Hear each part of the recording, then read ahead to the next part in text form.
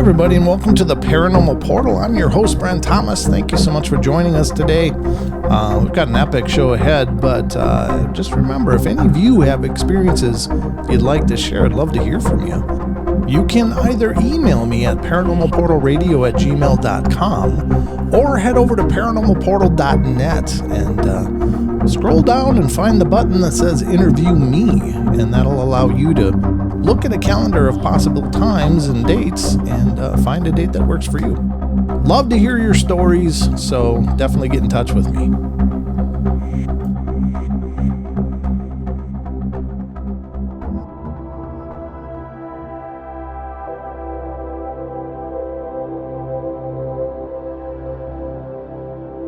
Hey everybody, this week I got a special treat for you. This is going to be a two-part episode this week. The first part, of course, is this episode you're listening to, and make sure to watch for the second part coming out later this week. This is a 2-hour interview that I had done with Krista of a show called The Blondes and Booze. The Blondes and Booze, as in B-O-O-S, not B-O-O-Z-E. And Krista joined me to talk about her experiences as both a paranormal investigator and an experiencer. And she came on the show and we had a wonderful discussion. This is actually from February on our live streams. And I thought it would be a great inclusion to all of you out there who may not be following the live streams on YouTube, Facebook Live, Rumble, X, Twitch, and I think that's all of them. I know we're streaming on 5 different sites, but if you don't follow those, then I figure I'll throw these out to you guys too. It's a wonderful interview. Krista's an exceptionally fascinating person, and we discussed her history with the paranormal, her investigations, and so much more. So hopefully you guys will enjoy it. But again, this is a 2-parter. So this is part 1 of 2 of my interview with Krista from The Blondes and the Booze, which is a YouTube channel as well as a podcast. You can find it out there on all the podcasting apps as well. So sit back, buckle up, enjoy the show. And again, watch for part 2 later this week. Let's get to it.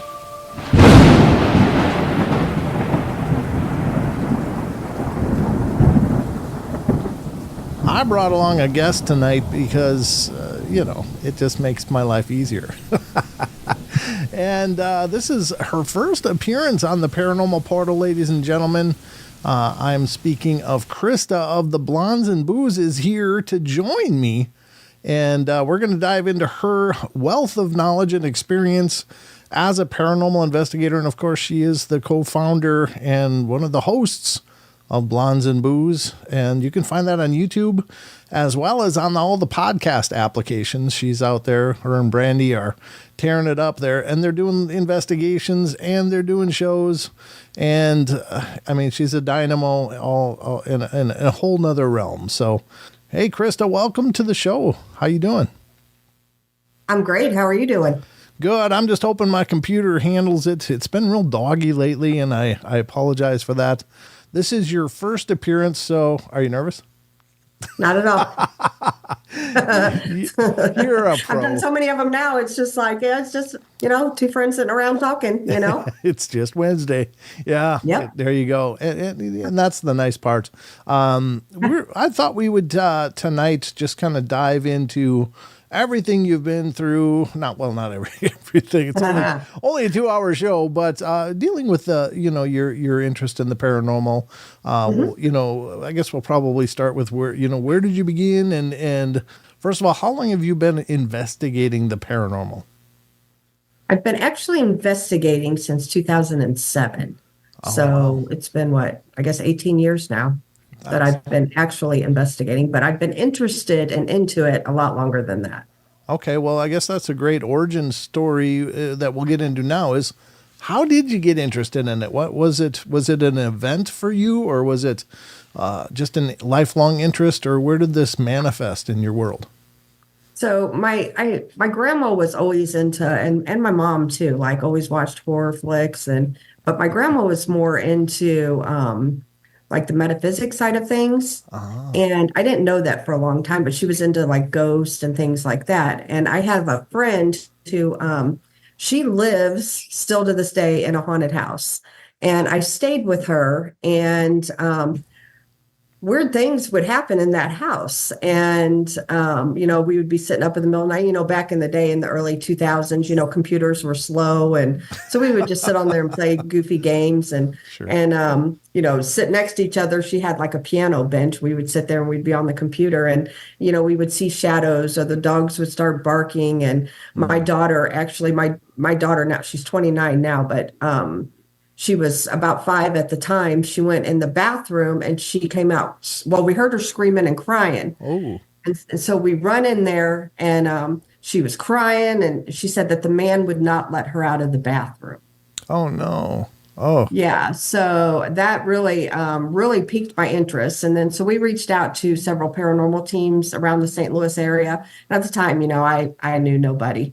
And Paranormal Task Force ended up coming out and doing an investigation of the house and capturing all kinds of things. And that just sparked it from there. I joined Paranormal Task Force, and I was on that team for a long time until 2 years ago I left them. oh, okay. And a board member and everything. So yeah, Wow. but it's quite the ride I've had with them. Now, had you had experiences of your own prior to this, or did you kind of jump into it as just a believer and not an experiencer? So I sit back and I think about different things that happened throughout my life. And one of my early memories are I was in high school, and my school was brand new. And I remember walking through the school, and my best friend Kelly was with me. And I said, "What is that old man doing here?" And he was just as plain as day, like you and me, And she's like, "What are you talking about?" And so I seen this old man, he walked right by us. And like I said, it was a brand new school. So it wasn't like it was an old haunted school or, Sure. anything like that. And actually, it's kind of funny because Kelly to this day remembers that. And so that was, I would say, like my first paranormal experience.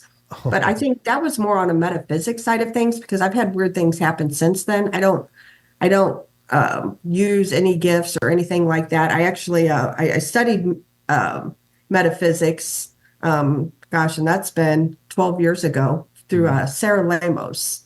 And Oh, sure. I took her very first classes, and she helped me out a lot. And for a long time, I did do readings and that kind of thing. And I just kind of got out of that because I liked, not that I don't like the living, but I liked working with the dead, if that made sense. Like Sure. helping them and communicating, and just, because when I do go to a haunted location, I don't use equipment. And Brandy will tell you I don't use it, because I use, your body tells you everything you need to know. And so that's how I go in. I like to go in blind like that. So, Well, that's fascinating. And for you, this was as real as day, that this guy was just another person walking yep. through those hallways, but your friend who was right there with you was like, "What?" Had no Yeah, idea. she's like, "What are you talking about?" And it was weird because he looked like 90 years old, like a super old man. Wow. So it was just, it was kind of wonky. Was it? Did you notice that? And I suppose for some of the extraordinarily older generation, it's hard to differentiate their dress style from back, but that it would be period clothing versus just old people clothing. Like some old guys Yeah. dress the same, I think, through my whole life. Yeah, exactly. And that's what it was, because I don't really, none of his clothes really stood out. It was just the fact that it was an old man Yeah. in school, and it was during passing period. So everybody was in the halls. Oh, But this wow. old man just walked right by us, like plain as day, like a normal living person. Now, curiously, did it ever seem to acknowledge or even look at you, or just blindly just walk past? He just walked right by us. Oh, do you? Yeah. And then, so I kind of thought, well, maybe I didn't see him, I really doubted myself. But after, I got to thinking about, I really did see him. I know I saw him, and so I just chalk it up as either maybe on a metaphysics side of things, or I just saw a ghost, and I don't know why nobody else did, but I saw him. Well, you had said that you did readings and such. Do you think that you are maybe?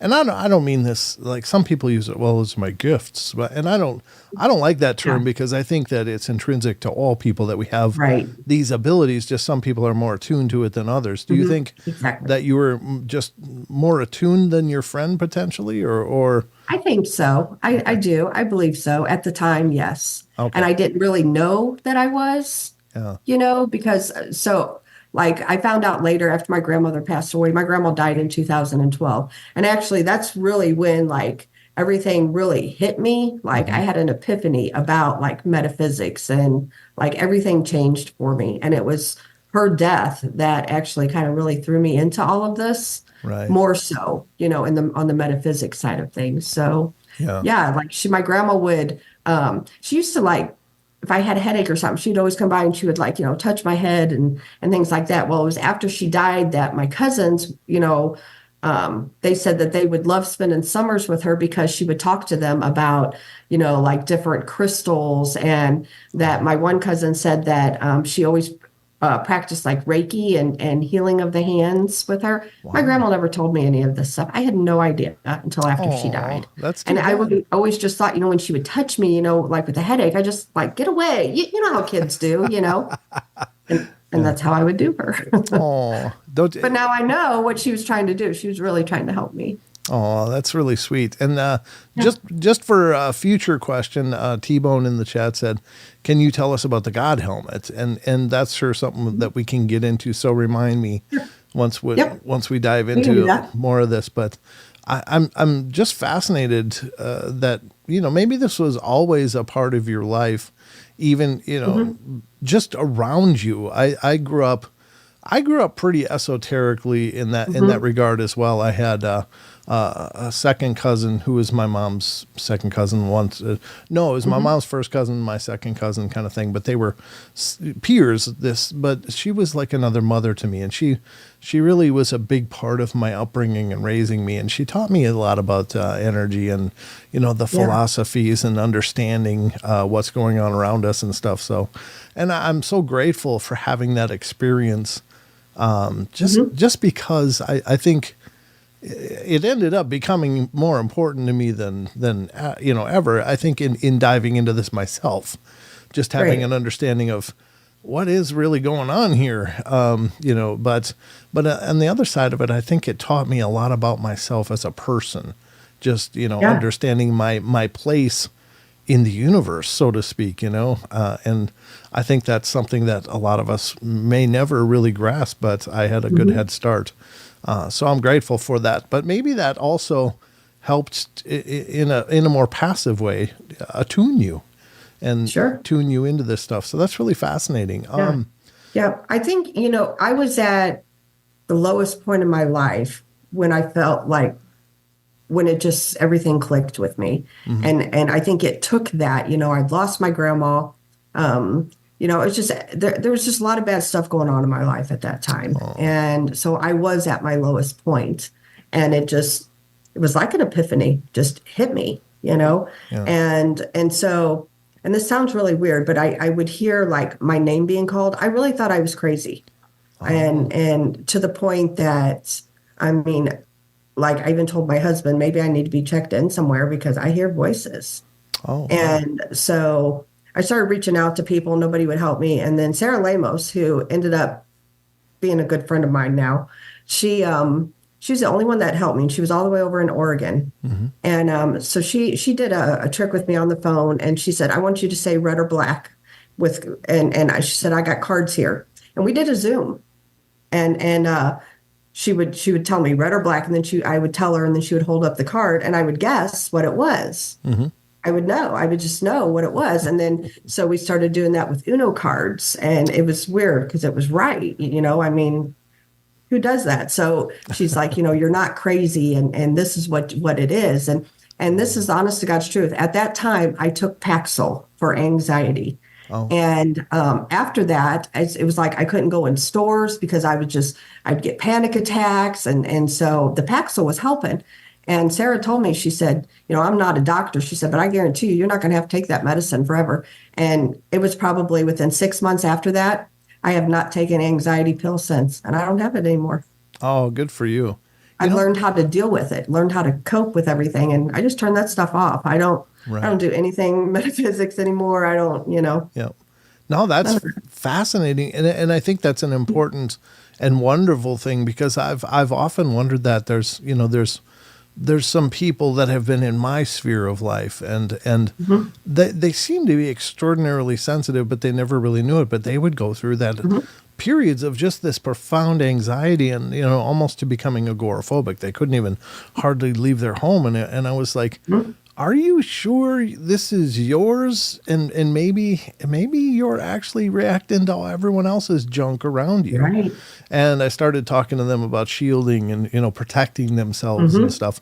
And I don't know if it ended up helping in the long run, but it just occurs to me that I think a lot of people are that way. That there's just an extraordinary amount of people that are empaths that are being treated for things like this on a medical level.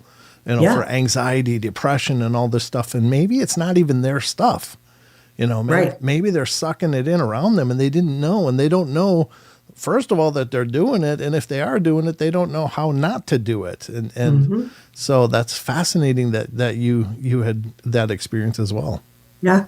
And I think, like back in the day, so think about like a lot of the insane asylums that people would be like checked into and stuff. I think a lot of these people might have just had anxiety like I did, because I literally thought that I was going crazy. I thought, I didn't know what was happening to me. It was, I was like that. I didn't want to go out of my house. I didn't want to do anything. So I could see back in the day where a lot of these people that were checked into these places, I don't believe that they were sick. Right. In that way. I don't think that they were all crazy, they didn't need to be there. They needed help for anxiety,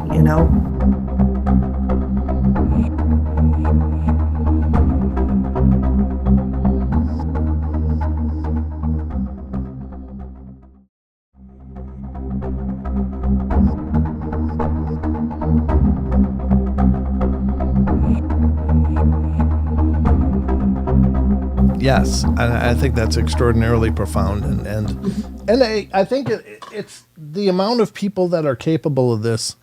Well, I think first of all, like we were saying before, I think it's intrinsic in all of us to be emotionally responsive to other people's states of being around us. I just think maybe it's even a survival mechanism from when we were crawling out of the the primordial soup or something like that. But the fact is that we are empowered. We are part of the, and I think that that's a good thing, a good place for people to be able to get to.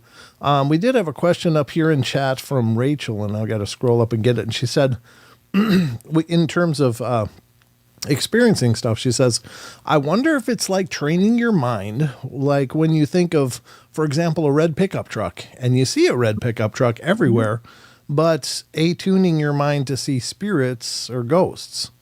What do you think? Absolutely. By intention? Yeah, I think so. You can manifest anything, good or bad. And so, if that was one of the things that I learned from Sarah. And I tell everybody, like, I love that woman because she literally saved my life. Like, you got to learn how to block it, and you have to learn how to, you can like make agreements and all kinds of things with the other side. And so you can live, they don't have to be in your head, and they're not in mine anymore. And I think people, once they learn, how to control it and how to be in control of it, things change. Because like I said, I don't have the anxiety. I can walk through Walmart. I can go through big crowds. I can do any of that now. And there was a time that it was hard for me to even get out of bed. Wow. Yeah, that's so powerful. Yeah. But I think that it's something that we've lost in our Western thinking is acknowledging the spiritual and acknowledging the energetic states of thing, that now every malady has a prescription attached to it. And it's a matter of going into a doctor and they scribble something on a pad. You go to a pharmacist and they give you a bottle of pills and say, see you in a month or something. And it's extraordinarily tragic because and I'm not saying there hasn't been a lot of good by our modern medicine. Obviously, there's so much amazing things that they've brought to our lives and enriched our lives. But I think it does turn out to be just a pill factory in a lot of cases, and that to me is so tragic, and just the repercussions of those medicines as well, and how hard they are on our system. So Yep. Exactly. And I've helped several people that, were on medicine. I'm not saying that you don't need it, because medicines do have their place. And I'm not a doctor by any means, but, like I've helped several people that were in the same predicament, like couldn't go in the grocery store because of, you think about it, you got all these different emotions. You got happy people, sad people, excited, sad, depressed, and all these emotions are bouncing off of you. What does that do to your circle, right. So, I've helped several, and if anybody wants some tips, I don't charge. I just tell them what worked for me, and it may or may not work for you. Yeah. But I'd be happy to reach out to me. I'd be happy to give people tips. Yeah, I think that'd be great. I think, as more people are looking at alternative ideals for treating a lot of these maladies, I think that it's, overall it's going to be a really good thing. So I want to get to, you said that seeing that apparition in the high school was probably your first experience. Was there any others that stick out through your formative years, or was that pretty much the one that really stands out and you don't recall others? So that was really the one that stands out. Now, when I was little, young, I vaguely remember things, but I'm not sure if it's just being a little kid. But, I was like maybe 5 or 6 years old, and I would sleep in the middle of my bed because I was afraid the monsters could get me. But now I know, that they might have been roamers. Like they seen like that I had a light bulb on, so they would come into my room. But I thought that they were monsters, if that makes sense. But I was just like 5 or 6 years old. So, I used to ask my mom and dad not to go to bed until I was asleep. And, I always had my door open. I always had a light on as a kid. Yeah, so things like that. But then I think, well, maybe it was just normal little kid stuff, Sure. It's hard to say. Yeah, I remember. I mean, kids' minds are incredibly creative, so there's always that possibility. But there's also the possibility that what you thought you saw is exactly what you saw. Right. So yeah, I don't know. Chucky Danger, one of our mods and a wonderful friend, and he's actually does the question of the week on our Discord server.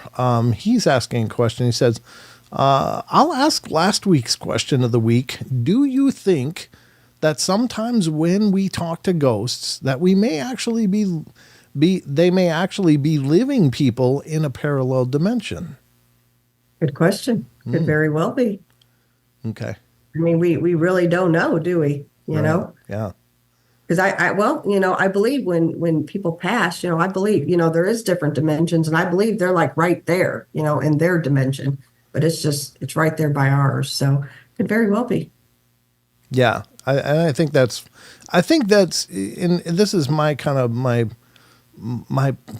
belief lately, and I think it could be true, but I wonder what you think of it is that I think that the terms like ghost and spirit are these kind of generic terms, but we probably experience a whole plethora of different things in our world in a spiritual way, so that we just call them spirits, but they may not even be in the same realm, vibration, dimension, reality, or even aware of each other. But in our experience, they seem to come through in a similar way. Would you agree with that? Absolutely. Because, we've done, I've done private cases where, there's different, maybe this house is haunted from somebody back that lived there in 1930, and then now this person in 1960, but yet they don't know that each other are there, So yeah, absolutely. Oh, really? So you've actually done investigations where We did. the entities weren't even aware of each other. Exactly. Yep. Wow, that's really Which is weird to me, because like they both felt like that they lived in that house. It was, and neither one of them were negative. It wasn't a negative haunting. It was just weird things going on. Well, by collecting all the evidence that we did, we come to the conclusion there was two there, and they had no idea about each other. So explain that one, Yeah, I wish I could. Right. It's really kind of Hmm. cooking my bacon to think about it, and Right. I've pondered these things before, but it's like, well, what do you do in a case like that? Like, say, you said they weren't real negative, but Hmm. what kind of measures do you employ if you do encounter a negative one? So I have encountered negative ones, Hmm. and I've actually done a couple that were true demonic cases. Oh, Um, but as far as like negative, so there's a lot of negative nasties out there that were ghosts and in human form. There's a lot of them. I feel like if you're grumpy in life, you're grumpy in death. hmm, So there's same thing. You're good in life, you're good in death. Bad in life, you bad in death. So, there's a lot of people that was not so nice, so their spirits, could be grumpy or for whatever reason. And human form, and so we've done a lot of things, a lot of different things. We've done cleansings and things like that. We've called in demonologists. It doesn't don't have to be a demon for a demonologist to call in, and sometimes they can help a little better with the nasties, and just things like that. And then a lot of most hauntings though are not negative. Most of them, people feel they are because you feel like you're being invaded. That's your privacy, but right. they're really not. And so you can make agreements. We've done that. Like, okay, so you got this corner in your basement. Can you please give Lulu Bell that corner in the basement? And so then you make an agreement. You have the client say, hey, Lulu Bell, you can have this part of the basement, but please, my kids are off limits. Stay out of my bathroom. Things like that. And believe it or not, a lot of times that works. Yeah, yeah, Hmm. Just giving them some of their own space. Give them something. You can't make, I don't care what anybody says, you cannot make a ghost crossover. hmm, okay, If they don't want to go, they're not going to go. right. You can help them, you can give them guidance. But if they're not going to go, they're not going to go. Isn't that So, interesting though? Because you can't make a ghost crossover, but theoretically you can. Well, it has been stated that you can make a demon leave a space. mhm. I wonder what the difference is. So like, well, the demonic, and they're hard to get rid of. Sure, yeah, And I mean, I can talk about a couple of the cases I've done, but those are a whole different ball game. I don't even consider them ghosts, not even right, close. okay, fair enough. Yeah.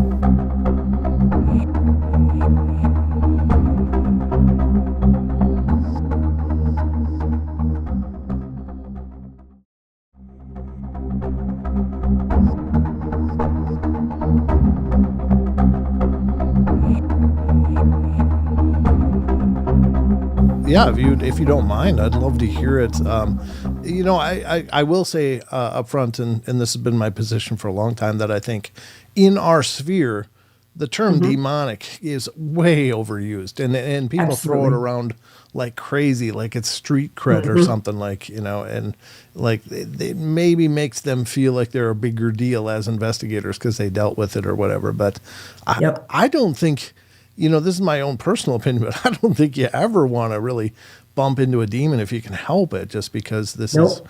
it's on a whole different level of potential harm and potential ability of the phenomena. But Hmm. yeah, I forgot where I was going going with this. But would you agree that it gets Absolutely. overused?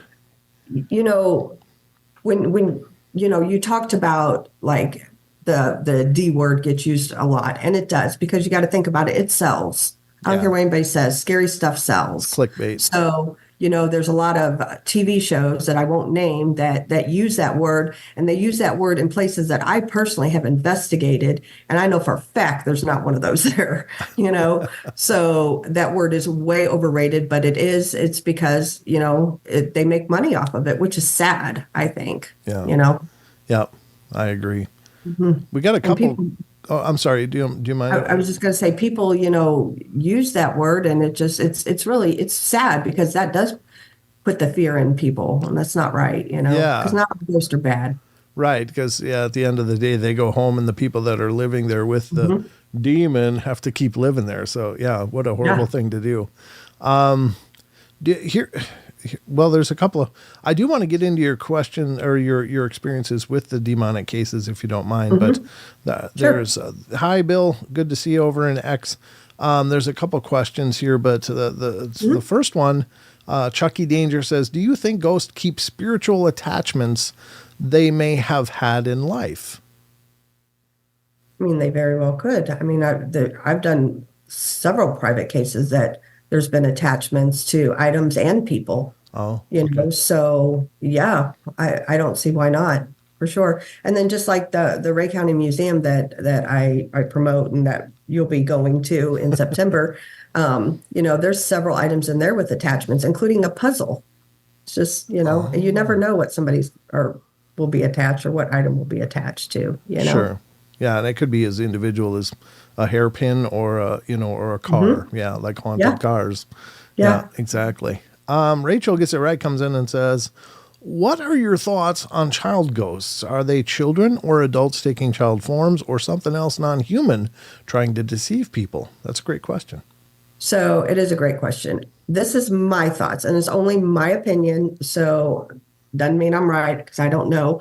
But I feel like when children die, they always have someone to help them cross over. And if they don't have parents or loved ones, I believe, you know, I'm Christian. I believe Jesus is there, you know, to help them cross over.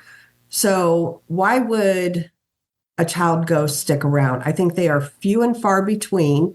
And I think that, well, I know for a fact, I mean, there's a demonic case right there in Atchison, Kansas, that, you know, they seen the ghost as a child, but it wasn't. It was a demonic entity. So I think that I think ghost children are few and far between. Not saying that there's not any, but I think they're few and far between. Yeah.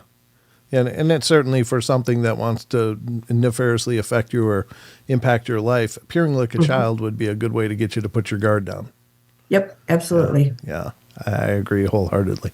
So can we dive into a couple of your cases dealing with the demonic, though? I'm very curious about what you experienced. So there's two in particular that I can talk about. The one was the very first one, true demonic case that I ever did was I was with Paranormal Task Force, and I'd been with them for, I don't know, a few years.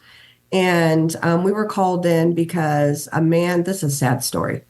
A man was, he said his sons were haunting him. And his sons were 17 and 18, and they died in a head-on collision, but they were running from the police. Oh. And so they weren't bad kids. They've just gotten some bad circumstances, you know? Sure. And he said that his kids were there and they were doing not nice things. So, you know, as a team, we went over there and we went several times. And this is back in, I would say, probably 2009, 2010, when the Ovilus was pretty new. And at the time, it only said like 500 words, and cuss words were not one of them. Okay. And we were down in the basement, and it said, "Kill the effing bee." Well, I was the only female down there, so I knew who it was talking about. Wow. And an Ovilus, you know, it wasn't programmed to say any bad words. So that was kind of a red flag right there. And so before that, in that evening, he also had a 13-year-old daughter. And so, you know, we questioned everybody, and I was talking to the daughter, and she started crying, and she told me that she gets touched inappropriately. Oh. And so I had asked her, I said, you know, just be honest with me. I'm not here to judge you, because we never go in judging anybody. You know, did your brothers ever touch you when they were alive? And she said, oh, no, they were good brothers. And so, hello, you know, it's not the brothers. Yeah. So that was a pretty rough case. And the guy, what happened is the man was so grief stricken. He was doing EVPs in his house to contact his children. Oh. And he ended up opening the doors for the demonic. Oh, no. Yeah. And that was just sad. And, we ended up, there was a demonologist here in Missouri named Carl Pfeiffer. He has since passed away, but Carl Pfeiffer came in and ended up doing a clearing and got rid of it. And last I heard, and it's been a while, it's probably been 10 years, but the man was doing well. He got his job back. I mean, he got to where he lost his job. His car was repoed. It was awful. His wife left him. It was him and his daughter. And it was just terrible. And he was getting his life back on track. But good. that was my first taste of the true demonic. Wow. Yeah. And so had I known then what I know now, I never would have been a part of that case. Because once you open the door to the demonic, you're marked. Like they know you. And they're patient. They will wait until you are at your lowest. Yeah. And that's when they can come in and attack. Right. So had I known that back then, I never would have done it. But since then, I'm really good friends with Tony Pickman, who made the Sally House famous. And I did a couple demonic cases with him and his wife. And another one was in Salina, Kansas. We went to. It was outside of Salina, Kansas, actually. And it was a guy and a girl. And this is kind of weird. So we walked through the whole house, and people, they've heard me talk about this story, but it's pretty creepy. We walked through the whole house and nothing. Absolutely, we got nothing. There was nothing in that house. And so I smoked at the time. I was a smoker, and I went outside, and there was a shed that was in back. And my friend Kathy was with me, and we went back to the shed. We were just kind of drawn back there. Mm-hmm. And this force, I don't even know how to describe it, just came out of that shed and like pushed us like almost to the ground. We didn't go down, but wow, by golly, we should have. Like something just boom. So Kathy went in and very calmly, let Tony know, listen, it's outside. We got it. And he has amazing abilities. I just can't explain his abilities. But he ended up, okay, so we told him, he come outside, and I was like, listen, it's out here. I'm telling you. He's like, okay, well, we need to get rid of it. So, and he told Kathy and I, he said, I'm picking up something about the BTK killer. Oh, I'm like, oh, I don't know what you're talking about, because BTK killer is still alive, so I don't know why you'd be picking up anything about the BTK killer. Never thought nothing about it.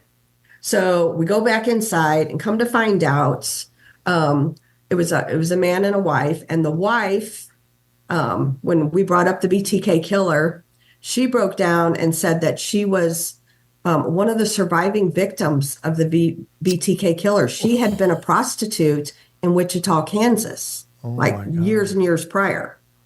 Which is, yeah. And so, and then the guy, he was a big old boy, and he had done 25 years for murder. He hadn't been out of prison very long. He was part of that M13 gang. Oh, okay. Yeah. So it's like, but you wouldn't know. I mean, they were trying to change their ways and just, they really truly weren't. I wasn't there to judge anybody. That's right. One thing. We didn't go in and judge anybody about their past. So anyway, so what we said, Tony sat down with her, and we ended up doing a full, I guess, exorcism on her. And we literally, and Kathy as my witness, she's the one that runs the Ray County Museum. She was there with me. We watched invisible razor blades slash Tony's head, his arms. Blood started seeping through his shirt from doing this exorcism on this lady. Wow. And I swear to God, it's honest to God's truth. And I can actually, I've got pictures on my phone. I can show you pictures of like how he gets jacked up. But we ended up, and then everything came down. It was calm. And, ended up, their house was real dank and dark. And so we had her, like open up your windows and let sunlight in and things like that. Well, she went on to, what is that show that you try out to sing?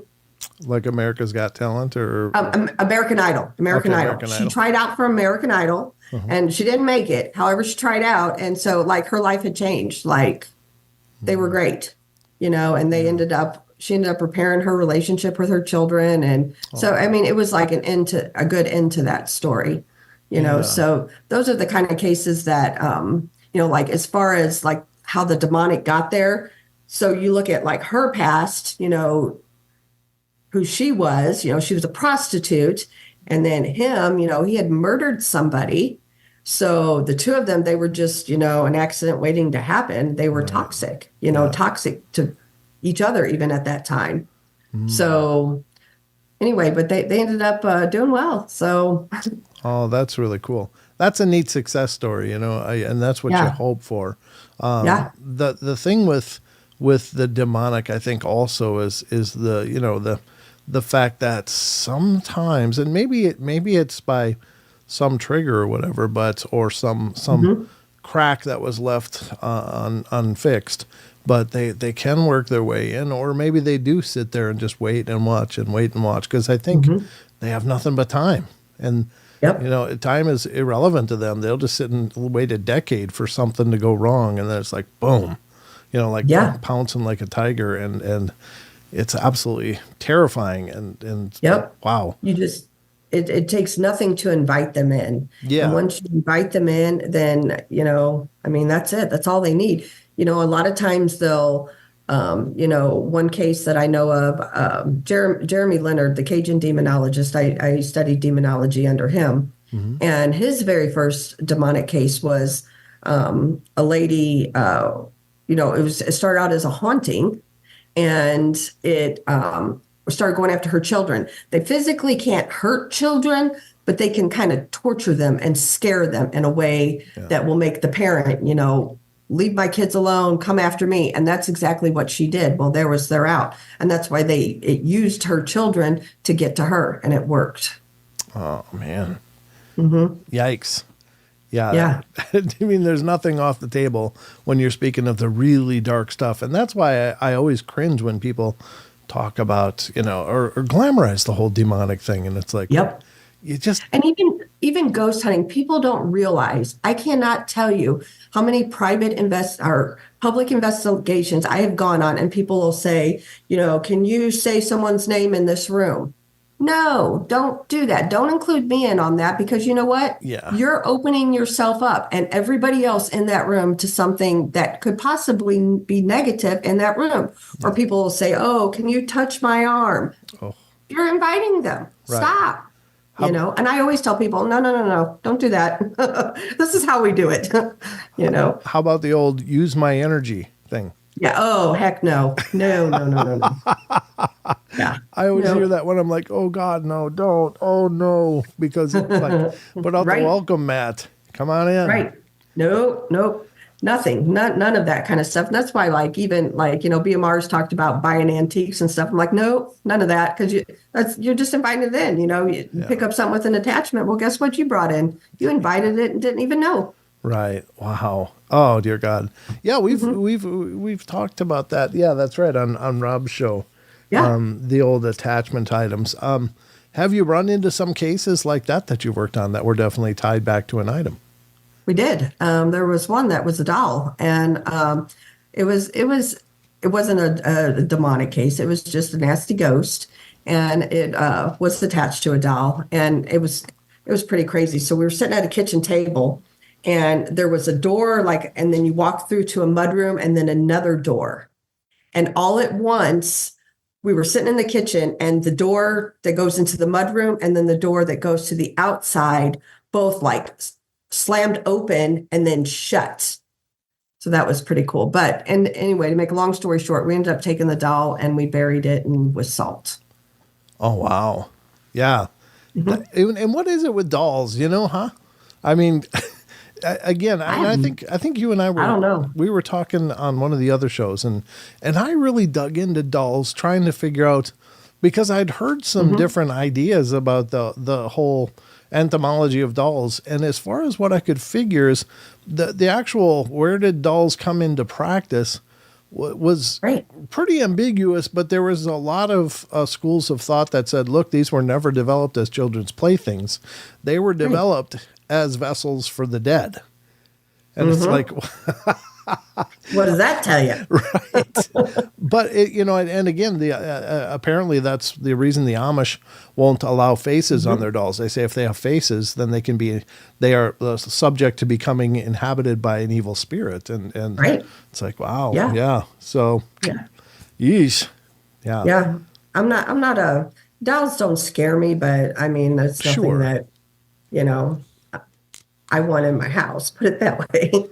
And then the other part of it is the unwilling binding of things to items, like a lot of dark esoteric practices will try to trap spirits into things and create servitors, or the basically the sentience that is basically a spell. And it's like, Yeah. that maybe spirits don't always just wander into these things. Maybe they're created.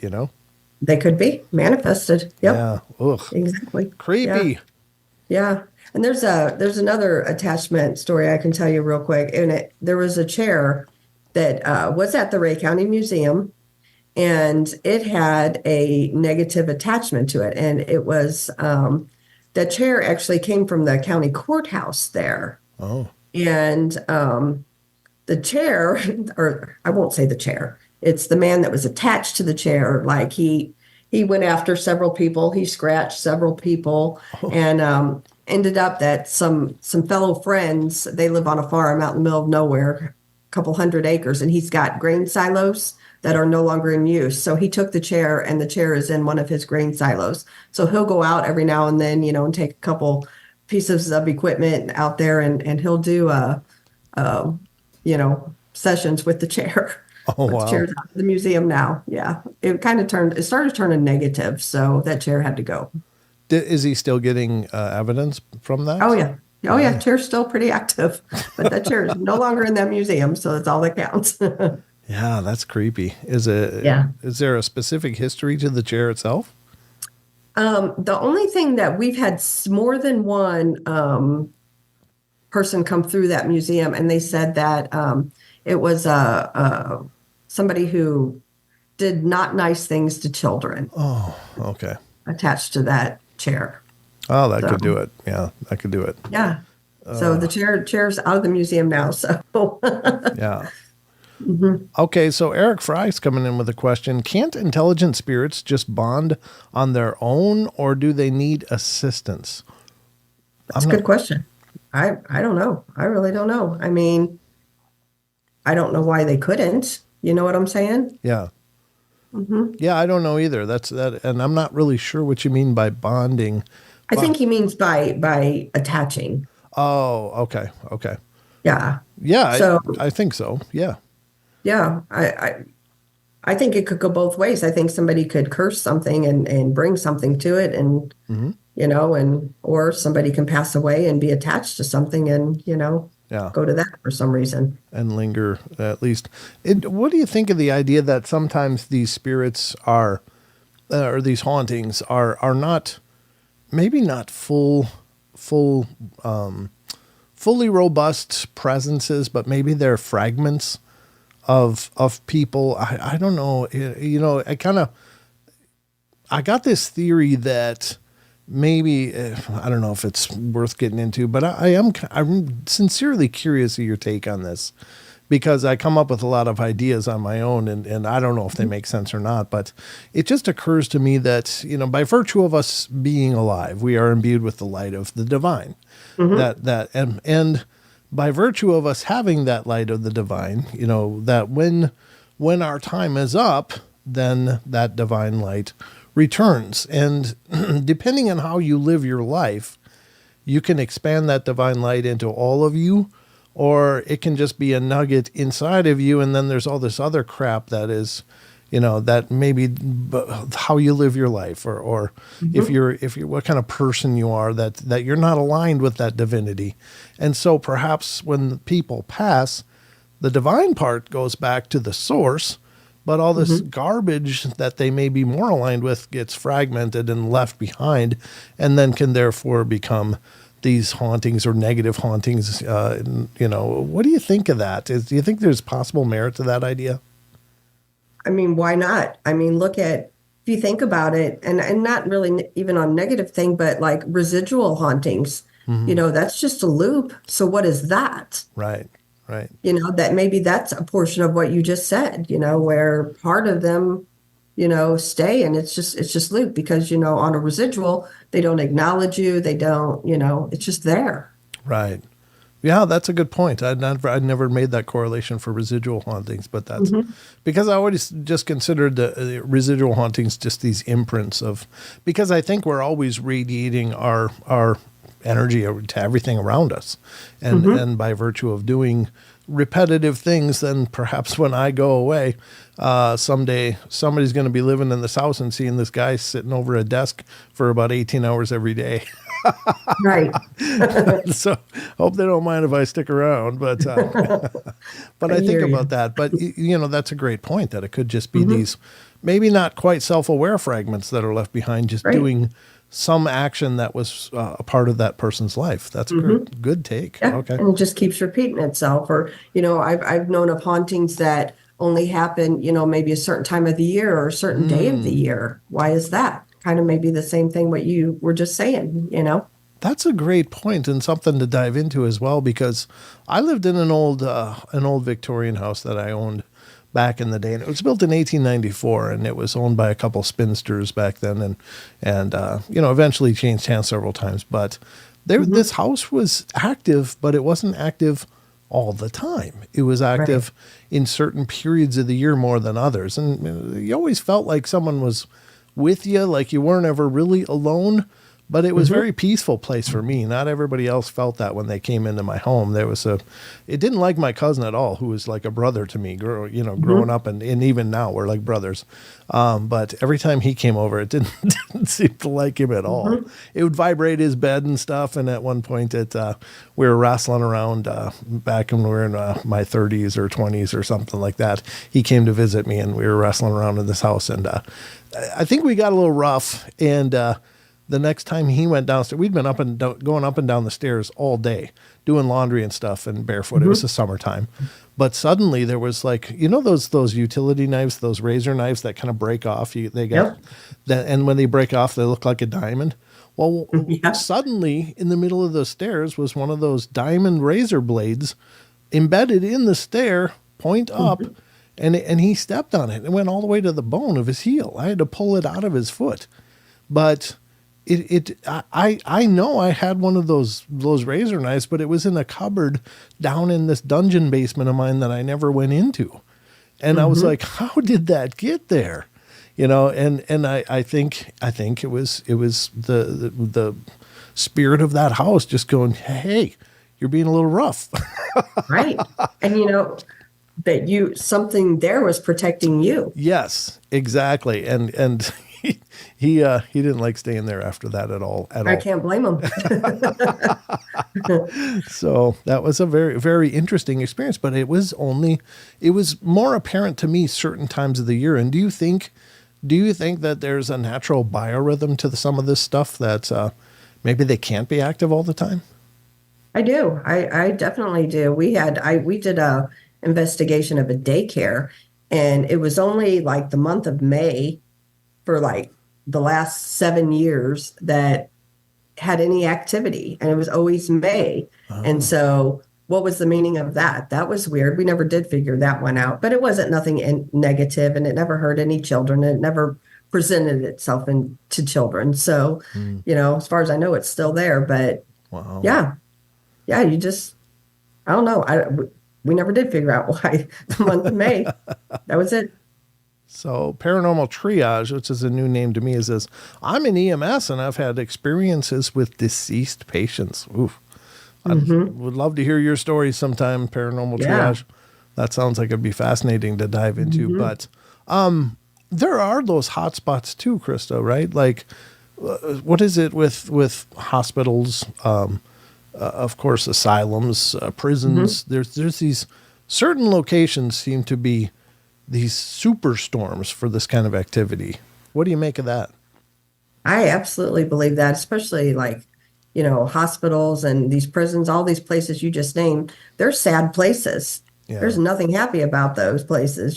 So it could very well to me, a lot of those places do bring in the negative stuff because of that, of the negative feelings that's there. Same thing with cemeteries.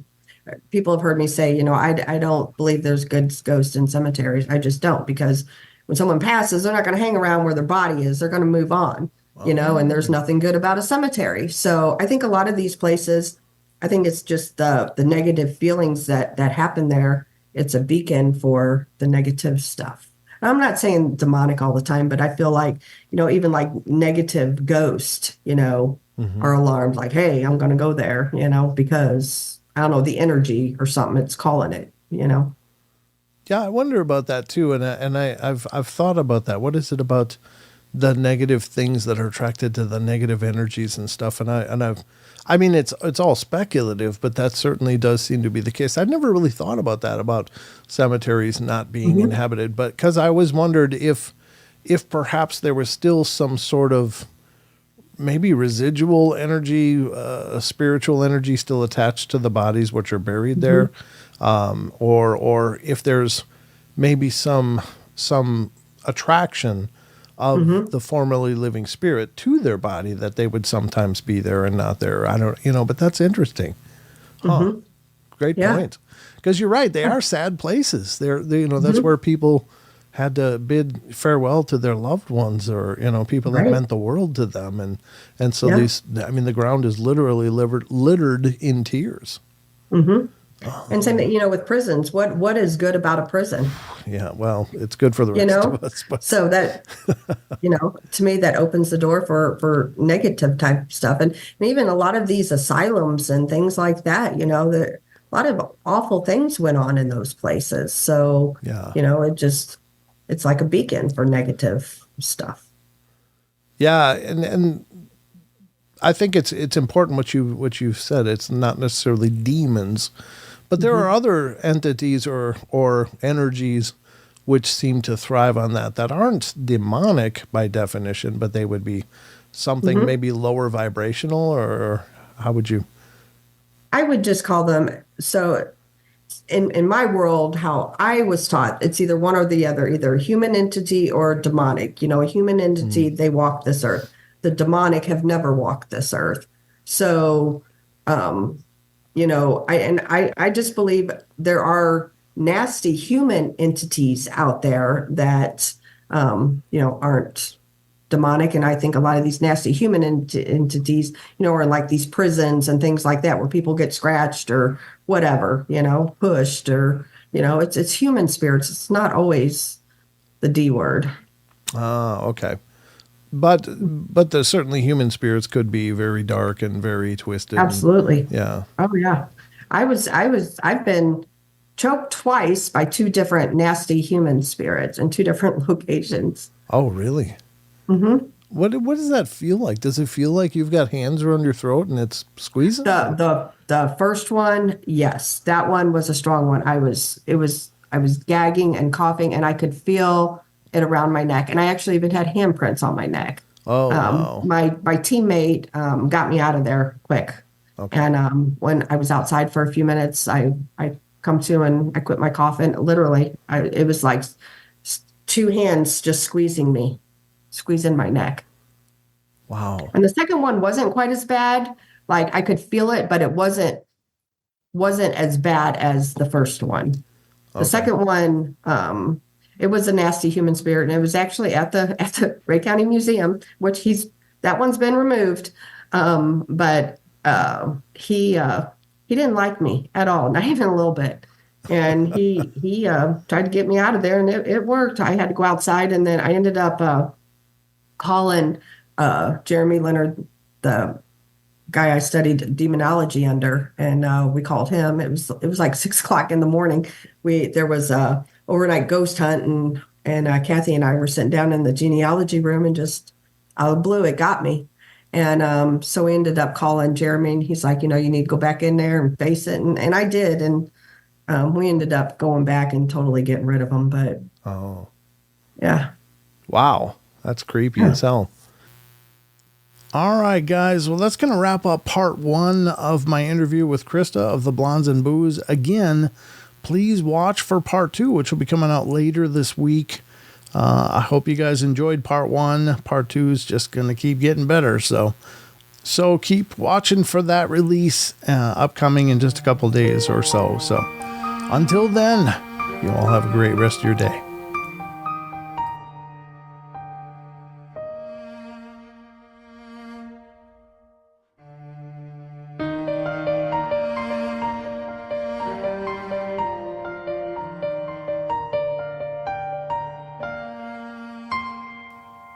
All right, everybody, that's going to wrap it up for us today. So hope you guys enjoyed the show, and thank you again so much for all your love and support. And remember, if you want to follow the Paranormal Portal, probably the easiest way is to head over to paranormalportal.net. And that's the homepage for the Paranormal Portal. And you'll find links to all of our different social media and sites and information about the shows, including our YouTube channel, which is youtube.com/paranormalportal.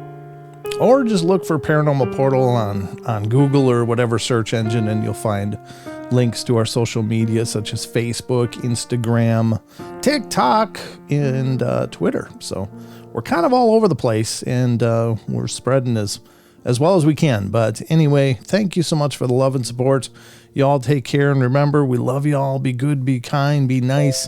Take care of each other, help each other out, find the magic in every day, and remember to laugh as much as you can. Until next time.